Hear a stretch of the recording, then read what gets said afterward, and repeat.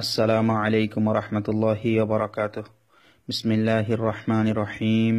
আলহামদুলিল্লাহি রাব্বিল আলামিন ওয়াসসালাতু ওয়াসসালামু আলা সাইয়্যিদিল আমবিয়াই ওয়াল মুরসালিন ওয়া আলা আলিহি ওয়া আসহাবিহি আজমাইন, আম্মা বা'দ। রব্বি জিদনি ইলমা, রব্বি ইয়াসসির ওয়া লা তু'আসসির ওয়া তামিম বিল খাইর। আজকে আমাদের ক্লাস হচ্ছে 20-এর 4 নং ক্লাস। 20-এর 4 নং ক্লাসের পড়া থাকছে ইখফা।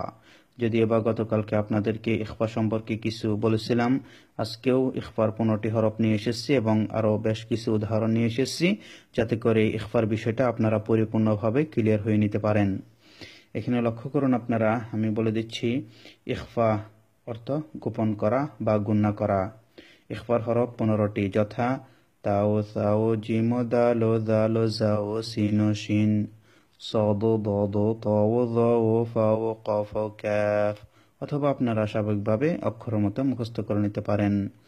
তা সা জিম দাল, দাল জা সিন শিন সদ দদ ত য ফা কফ কাফ। এভাবে আপনারা মুখস্থ করে নিতে পারেন, তবে এই 15টি অক্ষর অবশ্যই মুখস্থ করে নিতে হবে।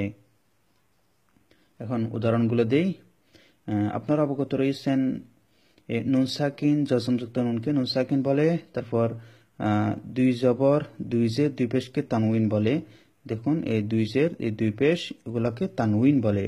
এই নুন সাকিন এবং তানউইনের পরে যদি এই 15টি হরফ থেকে যে কোনো একটি হরফ আসে, তখন নুন সাকিন এবং তানউইনটাকে গুণনা করে পড়বে, নাকের বাসের মধ্যে নিয়ে গুণনা করবে। এভাবে গুণনা করাটাকে ইখফা বলে। তো এই নিয়মটা আপনারা অবশ্যই খাতার মধ্যে লিখে রাখবেন, যেমনটি গতকালকে একটু বিশ্লেষণ করে লিখেছিলাম। আজকে কিছু উদাহরণ নিয়ে এসেছি, আপনারা এই উদাহরণগুলো একটু ভালোভাবে প্র্যাকটিস করবেন।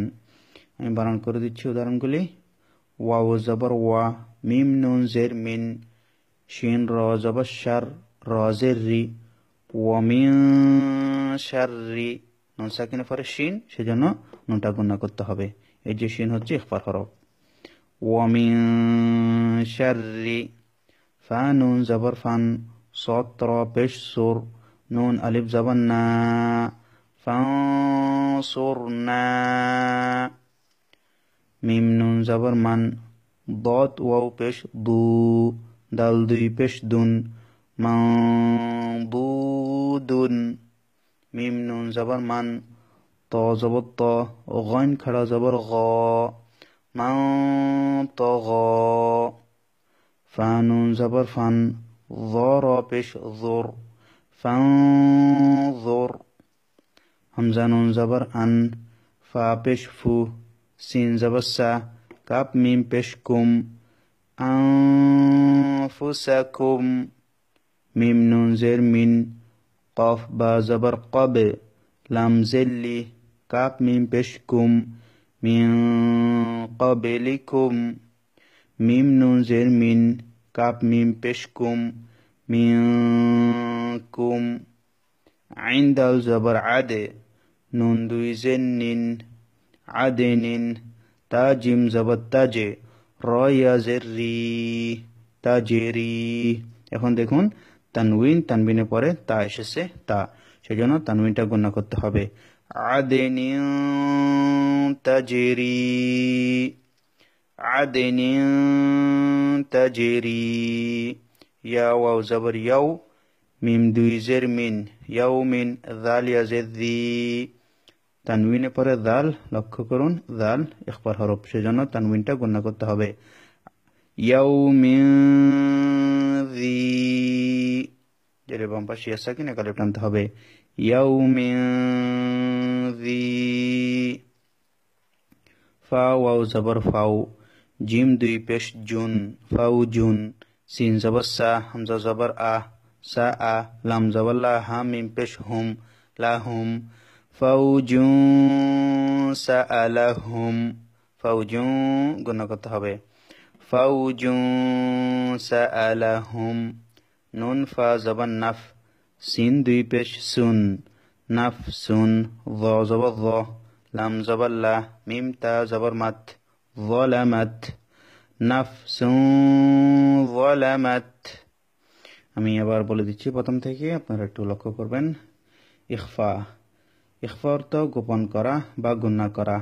ইখফার হরফ 15টি, যথা তাও তাও জিম দালো দালো জাও সিন শিন صاد ضاد طاو ضاو ফাও কফ কাফ।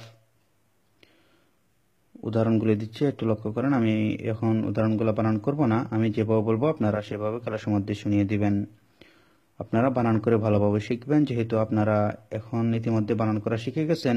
এখানে প্রতিটি নিয়ম আপনাদেরকে পড়ানো হয়েছে, তাই আশা করে বানান করতে আপনাদের কষ্ট হবে না। ওয়ামিন শাররি ফানসুরনা মানদুদুন মান তাগা ফানজুর أنفسكم من قبلكم منكم عدن تجري يوم ذي فوج سألهم نفس ظلمت। এ থাকলো আজকে আপনাদের পড়া। আপনারা একটু ভালোভাবে প্র্যাকটিস করবেন এবং সুন্দর করে ক্লাসের মধ্যে শুনিয়ে দিবেন। তবে অবশ্যই আপনারা বেশি করে প্র্যাকটিস করবেন, বিশেষ করে এই অক্ষরগুলো মুখস্থ করে নেবেন এবং গুণনাগুলি ভালোভাবে করার চেষ্টা করবেন। আসসালামু আলাইকুম ওয়া রাহমাতুল্লাহ।